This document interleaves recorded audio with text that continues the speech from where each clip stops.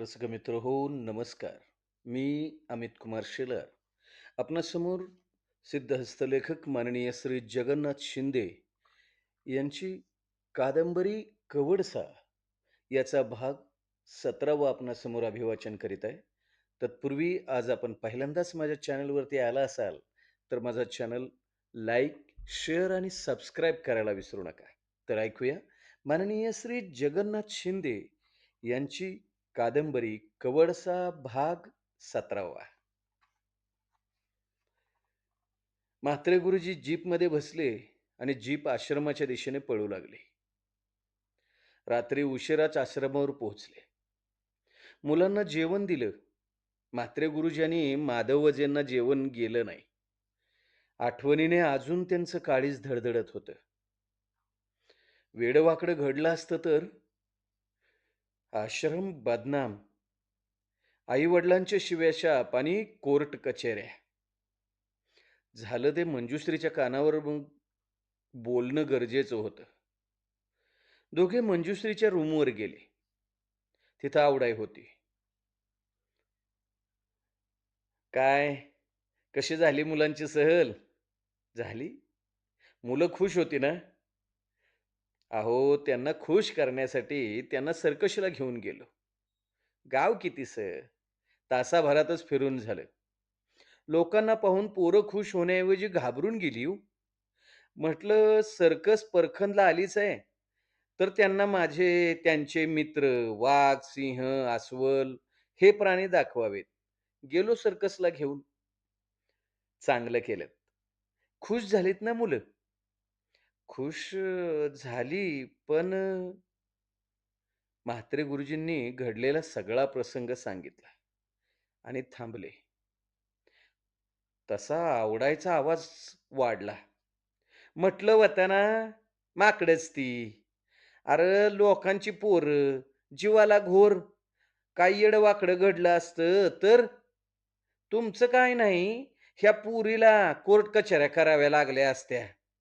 हानबिगार त्या पोरांना बाहेर न्यायचंय नाही बरं का इथनं पुढं. हो, सांगून ठेवते. आवडायला जे बोलायचं होतं ते बोलून झालं. मंजुश्री काही बोलली नाही. शांत बसून राहिली. मग म्हात्रे गुरुजी म्हणाले, "मॅडम, धोका होता. काही घडलं नाही. देवाची कृपा आहे. पण एक मला नवा दृष्टांत झाला आहे. दगड्याने 25-30 फुटाचे अंतर केवळ एका जंपमध्ये पार पाडलं. चेंडूसारखा उंच उडाला मॅडम. मॅडम, या मुलांच्यामध्ये गट्स आहेत. कदाचित हा ऑलिम्पिकचा उच्चांक असेल. उंच उडी आणि लांब उडीत हा मुलगा पहिला येईल. आपण जर थोडं शास्त्रशुद्ध प्रशिक्षण दिलं, तर हा मुलगा असले धोके आपणाला परवडणार नाहीत म्हात्रे गुरुजी. तर मला वाटतं सर्कसवाल्यांनी त्याला मागणी घातली आहे." "सर्कसवाल्यांनी मागणी घातली?" वझे गुरुजींनी मल्लिकार्जुनची मागणी सांगितली. मंजुश्री विचारात पडली. "मॅडम, ही जंगलातली मुलं शारीरिक क्षमतेत चमत्कार आहेत. अहो सांभळ्या चित्त्यासारखा धावू शकतो. दागड्या उंच उडी, लांब उडी मारू शकतो. बाकीची मुलं पण अशीच काही कलेत प्रवीण असतील. त्या कला जर विकसित करण्यासाठी आपण काय करतो? सराव. वारंवार त्याच गोष्टी करून त्यात कौशल्य प्राप्ती. अभ्यासक्रमाचं, शाळेचं काय? शाळेच्या वेळाशिवाय आम्ही हे करून घेऊ. ठीक आहे. पण काळजी घ्या. इतर मुलात आणि त्यांच्यात फरक आहे. दोघेही उठले. म्हात्रे गुरुजी आडवे झाले तरी दगडाची उंच उडी त्यांच्या डोळ्यासमोरून जात नव्हती. ते पुन्हा मनातल्या मनात म्हणत होते, आदिवासी मुलं धावणं, पळणं, उंच उडी मारणं, लांब उडी मारणं, झाडावर चढणं, हिंस्र प्राण्यांशी सामना करणं हे त्यांच्या आईच्या पोटातूनच शिकून आलेले आहेत. सोनं आहे. सोनं आहे ते. खूप जपलं पाहिजे त्यांना. हो, खूप जपलं पाहिजे. दुसऱ्या दिवशी भाजीपाला, इतर सामान खरेदीसाठी म्हात्रे गुरुजी परखनला गेले. पेपर घेतला. अरे बापरे! फोटो. दुसरा, तिसरा, चौथा. त्यांनी सर्व उपलब्ध पेपर घेतले. सर्व पेपरमध्ये दगड्या, सर्व मुलं आणि वजेसह त्यांचाही फोटो होता. पेपर विक्रेता त्यांच्याकडे पाहतच होता. त्यांनी पैसे घेतले. नाही साहेब, आपण कमाल केलीत. तुमच्या मुलाने एका मुलीचा प्राण वाचवला. अहो, मोठं काम केलंत. पैसे कशाला देताय? हं? अरे पेपर वाचलास तू? अहो, तो तर वाचलाच की, पण कालपासून सारखं टीव्हीवर दाखवतायत तुम्हाला. काय म्हणतोयस? तुम्ही नाही बघितलं? नाही. अहो, कमाल केली तुमच्या मुलांनी. हो. गुरुजी, एक बोलू का? बोला की. पेपर घरोघरी टाकायला मला मुलगा हवाय. चपळ हवा. ठेवता त्याला माझ्याकडं. सॉरी हं. अहो काय हे? गुरुजी पेपर उचलून पुढे निघाले. ते मालसामानाच्या दुकानात गेले. म्हात्रे गुरुजींना पाहताच 7-8 कामगारांचे हात थांबले. डोळे मोठे झाले. तराजू झुलत राहिला. "अरे शाला काय बघते काय? हं? हात हलवा. अरे 5 किलो शक्कर, चाय पत्ती 1 किलो, 3 किलो रवा दे. अरे शाले, बघते काय रे?" असं म्हणत दुकान मालक बटुकबाईनं समोर पाहिलं आणि एखाद्या वाघाकडे बघावं तसं डोळे मिटून, डोळे मोठे करून पाहतच राहिले. पण शेवटी ते रक्ताने व्यापारी होते. अहो 10 पिढ्या महाराष्ट्रात काढल्या होत्या त्यांनी. त्यांनी स्वतःला सावरलं. "अहो, अहो मास्टरजी, शाले काय बघते काय? मास्टरला आत घे आत. ए, ए छोकरा, अरे ऐकते का नाही? शाला एवढा मोठा माणूस, शाला उभे ठेवते काय?" म्हात्रे गुरुजी आत गेले. "बैसो, बैसो. गोणीवर बसो." म्हात्रे भरल्या गोणीवर बसले. काल अशाच धंद्यात बसला होता. तो बायडी आतमध्ये बोलली, म्हणा आत गेले. तो टीव्हीत तुमचा छोकरा? अहो डाकरं जी, क्या बात है! कमाल है! अरे मंकी शाला, आपण शाला असा कधी नाही पाहिला. हं, 75 उमरमध्ये नाही पाहिला. मंकी, डिक्टो मंकी आणि शाला अस्वल किती खतरनाक नाही. पण शाला आडवा केला डॉक्रोजीनी. हां, शाला तो छोकरा, छोकरा नाही होतो. तो बच्ची नसते, बचली. आपण तो शाला लय खुश झाला. पुन्हा पुन्हा बघतच राहिला. म्हाताऱ्यांना वेळ वाचवायची होती. त्यांनी माल सामानाची लिस्ट दिली. धंदा पाहत पैसे घेत, कामगारांच्यावर घारीसारखं लक्ष ठेवत बटुकभाईचं तोंड चालू होतं. म्हात्रे गुरुजींचा माल सामान बांधून झालंय. बरं, चलतो मी. मास्टरजी, एक बोलू. बोला की. या आमचा माणसा बघितला. शाला पेशंट. अरे हात नाही चालत, डोसका नाही चालते त्यांचा. तो छोकरा, छोकरा आदिवासी आहे. आपण ठेवलं तर इथं. म्हात्रे गुरुजी केवळ हसले आणि जीपमध्ये बसले. डिझेल टाकण्याची आवश्यकता होती म्हणून त्यांनी जीप पंपावर घेतली. इकडे डिझेल भरत असताना मालक उठून बाहेर आला. "आपण म्हात्रे?" "हो, हो." "टीव्हीवर दाखवत होते आणि पेपरात आलेलं." "हो, हो. मीच तो." "अहो, आदिवासी माणसं फार डेअरिंगबाज हं. कमाल केली तुमच्या दगड्याने." अहो, तसं पाहिलं तर आदिवासी माणूस दणकट, प्रामाणिक. अहो, इथं होता ना एक, हं, हिशोब येत नव्हता, पण प्रामाणिक. अहो, एक पैसा इकडचा तिकडं नाही. पंपावर तो असला, की मी निवांत. अहो, लफडा नाही, फेफडा नाही. दादा, अहो गुंडाचा तर अजिबात भय नाही. कुणी दादागिरी केली का हा थेट उरावर बसायचा. कुठे असतो तो? अ, वर्षापूर्वी गेला. गेला? नाही, रात्रपाळीवर होता. पंप लुटायला चोरटे आले. एकट्याने 4 हाणले. पण जाता जाता गाडी घातली भाडव्याने त्याच्यावर. तुम्ही पोलीस कंप्लेंट वगैरे? अहो कोण करतो तो लफडा? बायकोला बॉडी आणि ₹1000 दिले. झाले. म्हात्रे गुरुजी बोलले नाहीत. गाडीत बसले आणि निघून गेले. म्हात्रे गुरुजींना वाटलं दगड्याच्या पराक्रमाच्या बातम्या वर्तमानपत्रातून आल्या, टीव्हीवर आल्या. आश्रमावर गुणगौरव करण्यासाठी लोकांची गर्दी होणार. प्रशासनाचे प्रतिनिधी येणार. विशेष करून शिक्षण क्रीडा विभागाचे लोक येणार. ज्या बाईच्या मुलाचा जीव वाचवला ती येणार. पण यातलं काहीच झालं नाही. आदिवासी काटक असतात, प्रामाणिक असतात, चपळ असतात, आदी मानवासारखे असतात. एवढे मनातल्या मनात बोलून गप्प बसले. हो, गप्प बसले असतील. मल्लिकार्जुन आपल्या साथीदारांसह मात्र आश्रमावर आले. मुझे आश्रम के ऑफिस में जाना है. ते ऑफिसमध्ये गेले. मंजुश्रीने म्हात्रे आणि वझे गुरुजींना बोलावून घेतलं. ये देखो बहन जी, मुझे गलत मत समझो. 40 वर्ष सर्कशीचे माझे नाते आहे. विशेष करून आम्ही सर्कसमधली ताकदीची, शक्तीची, चपळाईची कामे करण्यासाठी केरळ, श्रीलंकेमधून मुला-मुलींना आणतो, ट्रेनिंग देतो. पण पण त्याच्यापेक्षा चपळ, काटक मुलगा मी त्या दिवशी पाहिला. चपळ, काटक तर तो आहेच, पण शूर, धडाकेबाज आहे. मला अशा मुलाची गरज आहे. एकतर वाघ, सिंह, अस्वल, हत्ती अशा प्राण्यांना घेऊन सर्कस चालवणं आता कठीण आहे. हो, खूप कठीण आहे. अहो, खूप बंधनं. आता माणसांच्या करामतीवर सर्कशी चालवल्या जातील. हा मुलगा चमत्कारिक आहे. त्याला थोडंफार ट्रेनिंग दिलं तर तो नाव करेल. हो, नाव करेल. या मुलाच्या अंगच्या कलागुणांचं मी सोनं करेन. आपण मला मुलगा दिला तर फार बरं होईल.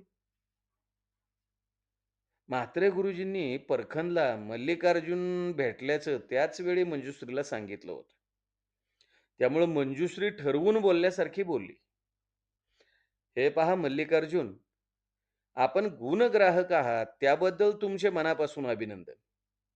आता दगड्याला आम्ही शिक्षणासाठी इथं आणलाय. त्यामुळं ते सोडून आता तरी नवीन काही करण्याचं आमचं डोक्यात नाही. आणि आम्ही दुसऱ्या कुणाचा मुलगा परस्पर तुम्हाला देऊ पण शकत नाही. अहो, मी त्याच्या आई-वडिलांशी बोलायला तयार आहे की. हं? अहो, त्याच्या आई-वडिलात एवढं अज्ञान आहे, की ते सर्कस म्हणजे काय हे समजूच शकणार नाहीत. हं. तुम्ही मला मदत करा ना बहन आप मुझे मदत करो. सॉरी, मी नाही मदत करू शकत. मला त्याला शिकवायचं आहे. अहो, शिकून कोण करणार आहात त्याला? शहरात पदवीधरांचे लोंढे आहेत. करील स्पर्धा त्यांच्याशी हा. त्याच्याकडे जन्मजात कला आहे. ती विकसित होऊ द्या. अर्थहीन शिक्षणाची गरज त्याला तरी नाही हो. हे पहा, मी आता तरी या विषयावर विचार केलेला नाही आणि त्याच्या पालकांशी बोलले पण नाही मी. काही हरकत नाही. हो, काही हरकत नाही. मला घाई नाही. तुमचा विचार होईल तेव्हा मला निश्चित फोन करा. असे म्हणत मल्लिकार्जुनने खिशात हात घातला. हजाराच्या नोटांचं पुडकं बाहेर काढलं. हे 2 लाख आहेत. ठेवून घ्या. हे कसले पैसे? त्याच्या आहाराकडे लक्ष द्या. आम्ही स्वतंत्र त्याच्यासाठी वेगळा आहार देऊ शकत नाही. म्हणजे माझं म्हणणं तसं नाही हो. त्याच्याबरोबरच सर्वांनाच भेट समजा. हं, प्लीज मॅडम, नाही म्हणू नका. त्या मुलामुळं एका मुलीचा जीव वाचला. अहो, मोठ्या संकटातून आम्ही सुटलोय. मला मला माझं कर्तव्य तरी पाळण्याची संधी द्या. मंजुश्री नाही म्हणू शकली नाही. मल्लिकार्जुन निघून गेला. म्हात्रे गुरुजी, माझं काही चुकलं तर नाही ना? मंजुश्रीने विचारलं. मला नाही वाटत मॅडम. एवढे बोलून ते थांबले आणि पुढे बोलू लागले. मॅडम, मल्लिकार्जुन गुणांचा कदर करणारा माणूस वाटला. म्हणून त्याला मुलगा द्यायला हवा होता का? नाही मॅडम. मला तसं नाही म्हणायचं. आपण दगड्याला दिला नाही हे चांगलंच केलं. पण त्याबरोबर आपली जबाबदारी वाढली आहे मॅडम. सर, मी नाही समजले. मॅडम, मल्लिकार्जुन सर्कसवाला आहे. म्हणून त्याने आपल्या धंद्याचा विचार केला. पण आपण आपण ऑलिम्पिकचा विचार करायला हवा. म्हणजे? अहो मॅडम, दगडाच्या कलेला कौशल्य प्राप्त करून देऊ ना. हं? शास्त्रशुद्ध तंत्र मी शिकून घेतो. त्या संदर्भात पुस्तके वाचतो. कोणाचे मार्गदर्शन मिळाले तर मीच पाहतो. आपण ऑलिम्पिकचे उद्दिष्ट डोळ्यापुढे ठेवून त्याला तयार करूया. बरं का मॅडम. म्हात्रे गुरूंच्या डोळ्यात आत्मविश्वास देवारातील ज्योतीसारखा तेवत होता. सकाळपासून हवेत जबरदस्त उष्णता होती. वारा निवांत कुठेतरी जाऊन झोपला होता. झाड वेलीची पानं सुद्धा हलत नव्हती. घाम लोटत होता, घशाला कोरड पडत होती. काही केल्यात तहान भागत नव्हती. उलघाल, उलघाल जीवाची नुसती कायली, कायली होत होती. आज असं अचानक का झालं याचं उत्तर नव्हतं. निसर्ग लहरी असतो. काल परवा असं नव्हतं. आज त्यानं वेगळंच वर्तन सुरू केलं होतं. अहो, त्याच्या वागण्यावर इलाज नव्हता. दुपारनंतर सूर्यनारायणही आकाश सदनातून गायब झाला. कदाचित त्याच्याही जीवाची काहिली झाली असेल. तोही घामाने डबडबला असेल. कुठेतरी लपून बसला असेल. पाहता पाहता पश्चिमेला दाटून आलं. मोठे मोठे काळे ढग दौडत आले. अनेक आकाराचे काळे कभिन्न, कुणी तळहातावर सामावणारा, कुणी हाता एवढा, कुणी डोंगरा एवढा, पर्वता एवढा. त्यांची दौड दौड चालू होती. कारण त्यांचे वाहनाचा असा पाय स्थिर नव्हता. त्यांनी कदाचित नशा केली असावी. आले, आले, आले म्हणण्यालाही त्यांनी फुरसत दिली नाही आणि धूळ, पाने, झावळ्या उडवत ते आले. कडाडून कुठंतरी झाडही कोसळले. बेदरलेली पाखरं केव्हाच ढोली घरट्यातून लपून बसली. सशांनी बीळ गाठलं. लांडगे, कोल्हे, अस्वल, वाघ, सिंह दाट जाळीत शिरले. सर्वच घाबरले. आश्रम जाग्यावरच थरथरत होता. कोणत्याही क्षणी तो हवेत उंच उंच उडणार होता. वर्गखोल्यांच्या झापड्या उडाल्या पण. मंजुश्री घाबरली. हे तिला नवं होतं. सारी पोरं खुशीत होती. त्या तुफान वाऱ्यात ती वारे पिऊन बेधुंद झाली होती. पण मोठी माणसं घाबरून गेली होती. "आत घ्या रे! अरे आत घ्या त्या मुलांना! आत घ्या!" मंजुश्री किंचाळली. तिच्या मागे आवडाई आली. "अगं काय म्हणते हे आखरीत? हं? बाई, आत आत या, आत जा." "अगं पण हे काय? भूत का भविष्य? आत जा पहिलं. एखादं झाड कोसळलं." आवळाई लुगडं पदर सावरत आत गेली आणि त्यावेळी पश्चिमेकडून धुळीचा लोट उडाला. उन्हं चमकू लागली. विजांचा कडकडाट झाला. कानाचे पडदे फाटायची वेळ आली. मंजुश्री अगदी ससा झाली आणि वरून राजा कोळसुळू लागला. हा हा एक एक थेंब टपा टपा टपा झाडांच्या पानावर फांद्यावर मारा. पाहता पाहता ती चिंब झाली. आत जावंसं वाटत नव्हतं. बाहेर थांबणं शक्य नव्हतं. ती धावत सुटली हरणासारखी. धावत सुटली. "डॉक्टर, डॉक्टर दार उघडा, दार!" डॉक्टर आनंद दरवाजा बंद करून आतच होते. त्यांनी दरवाजा उघडला. "मॅडम, तुम्ही?" "अहो, पाण्याचे लोट लागलेत. पाणी आश्रमात शिरलं तर?" "मॅडम, काही होणार नाही. आपण उंचावर आहोत. बसा." "अहो, खाली बसा हो मॅडम." "अंधार." "वाऱ्याने दिवा राहणार नाही. बसा." "अहो, माझी साडी ओली आहे हो." "अहो, असू द्या हो. बसा कॉटवर." ती चाचपडत बांबूच्या कॉटवर बसली. डॉक्टर किती अंतरावर बसले आहेत अंदाज नव्हता. कारण मिट्ट काळोख. पाऊस कोसळत होता. ढग फुटले होते. अक्षरशः सुपानं पाणी ओतावं तसं पाणी पडत होतं. कडाडकाड. "आई!" मंजुश्री घाबरली, उठली. डॉक्टर आनंदने तिला आधार दिला. ती त्यांना बिलगली. पाऊस कोसळत होता. डॉक्टरच्या कानात उष्ण श्वास घुमत होते. शरीर शरीर फुललं होतं. मंजुश्रीच्या केसाचा मंद धुंद सुगंध त्यांना आवर घालू शकत नव्हता. त्यांच्या हाताची मिठी तिच्या शरीराभोवती पडली. कितीतरी वेळ ती दोघं तशीच होती. पाऊस आता कुठं थाऱ्यावर आला. अवखळ मुलानं झोपावे तसा तो झोपला होता. झाडावरच्या पानांची टपटप तेवढी कानावर येत होती. मंजुश्री आता कुठं भानावर आली. वस्तुस्थितीची तिला जाणीव झाली. मनात ती शरमली. तरीही काही वेळ तिनं डॉक्टर आनंदच्या बाहुपाशात राहणं पसंत केलं. मग मात्र ती स्वतःला सावरत दूर झाली. सॉरी हं, मी खूपच घाबरले होते. पहिला पाऊस असाच असतो. तिथं थांबणं आगाऊपणाचं ठरेल म्हणून ती म्हणाली, "अ, निघते मी." डॉक्टर आनंदला कुठून बळ आलं कोण जाणे. त्याने तिचा हात धरला. "डॉक्टर." शब्द कुठेतरी दडून बसले होते. ती पुन्हा त्यांना बिलगली. तिच्या केसावरून, पाठीवरून हात फिरवत ते राहिले. अशा वेळी स्पर्श बोलू लागतात. दोन शरीरांचं संभाषण सुरू झालं. कितीतरी वेळ ते दोघे एक दुसऱ्याला कुरवाळत राहिले. गाल, ओठ, तोंड, मान, कपाळ, केस सापडेल तो भाग एक दुसऱ्याचे चुंबत होते. डॉक्टर आनंदचे हात मंजुश्रीच्या सर्वांगावर फिरले आणि मंजुश्रीच्या सर्वांगात वीज चमकली. तिनं सावरलं, पटकन दूर झाली आणि पळतच बाहेर पडली. "तू कोण माणूस आहेस का जनावर? अगं कुठं हुंदडत होतीस? हं?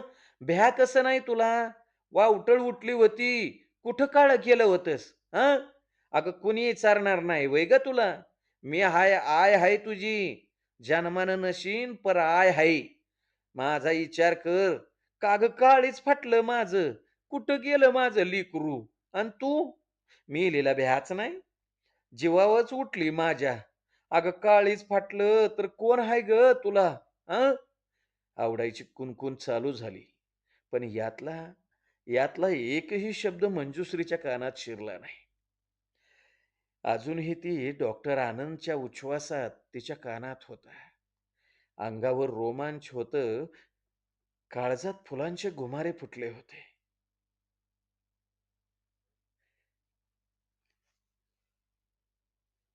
मंजुश्री आत आली. दरवाजा बंद करून घेतला. बाहेर आवडायचा गजर चालूच होता. लुगडं बदलावं, हिव भरलं हिव. अगं तुला ग काय तुझं? अगं निस्तारावं तर मला लागल. डोसकं फिरलंय इथं तिचं. एक शब्द ऐकायचा नाही. माझं तेच खरं. एकदा त्या डागदरच्या गळ्यात बांधली की मी बाया सुटली. मोकळी झाली मारायला. पण ही कार्टी मनावर घेईल तवा ना. मंजुश्री ओल्या साडीनिशी कॉटवर आडवी झाली.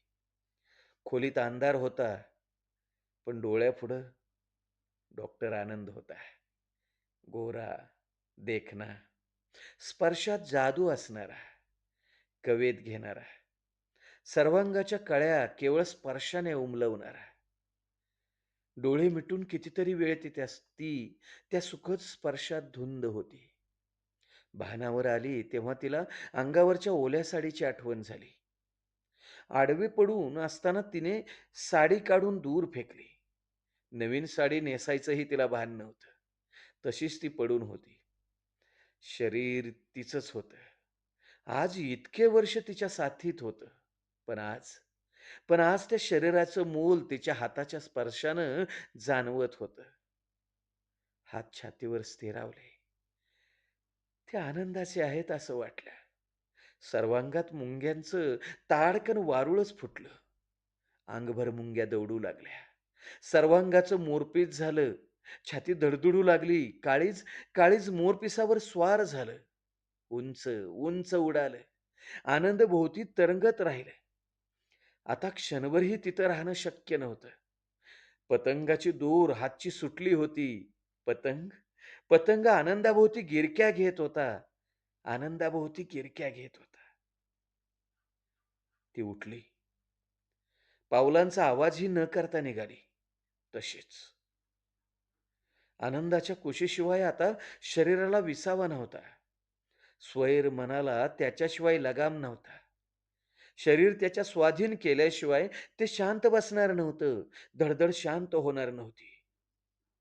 तप्त शरीरावर आता पहिल्या पावसाची सरी कोसळायला हव्या होत्या.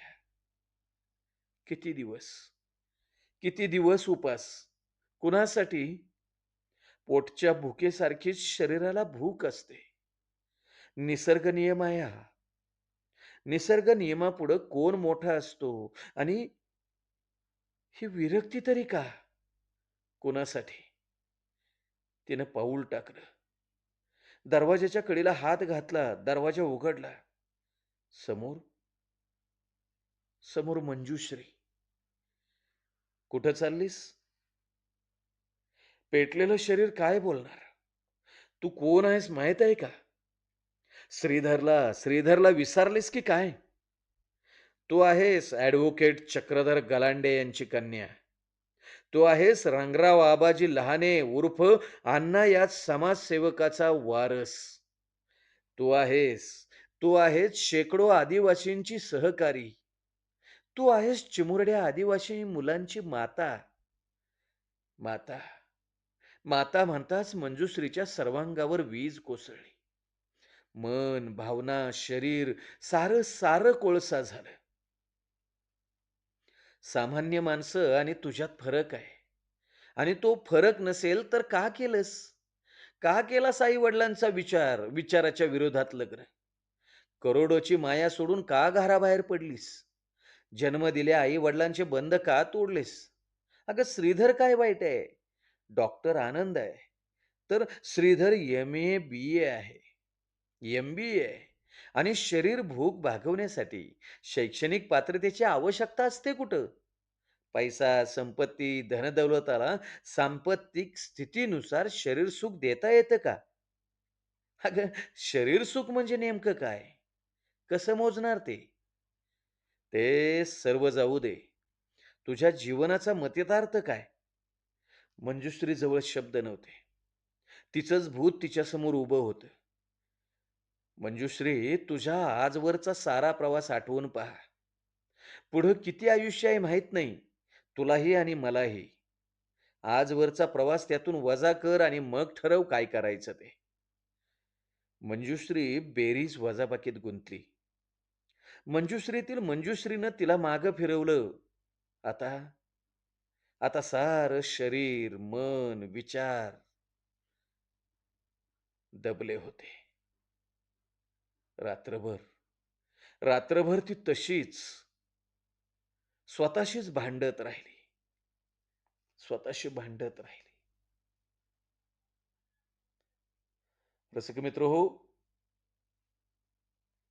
ऐकूया आणि भेटूया जगन्नाथ शिंदे यांच्या पुढील भागामध्ये. धन्यवाद.